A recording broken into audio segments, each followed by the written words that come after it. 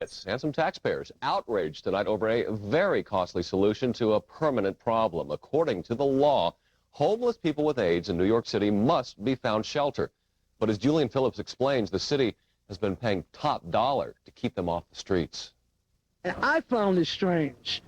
You know, I felt out of place being down there. People were looking at me like, you know, this person, you know, he don't fit in with us. An awkward situation, to say the least, for Joseph Capstani, a former homeless man living with AIDS who says he was temporarily placed in a luxury hotel like the Doral Park Avenue a year ago.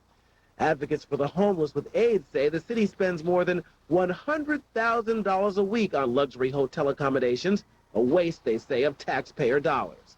This story in closing today is just yet another story evidencing the lack of commitment to building dignified housing for people living with AIDS, despite 2 decades of knowledge that we have a problem. But the mayor argued permanent housing for the homeless is not easy to come by with a booming economy and the not-in-my-backyard syndrome the city faces in many New York neighborhoods. Besides that, he says, the numbers just don't add up. You got to pay a lot for a room, but if you went ahead and got all that permanent housing, you'd pay even more. You'd ultimately pay more. It would cost the city considerably more money. The city is facing a contempt of court battle with the Legal Aid Society for failing to place homeless clients at their Bronx Emergency Assistance Shelter.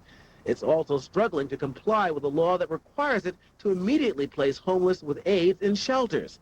City Comptroller Armen H says the money for permanent housing is in the budget.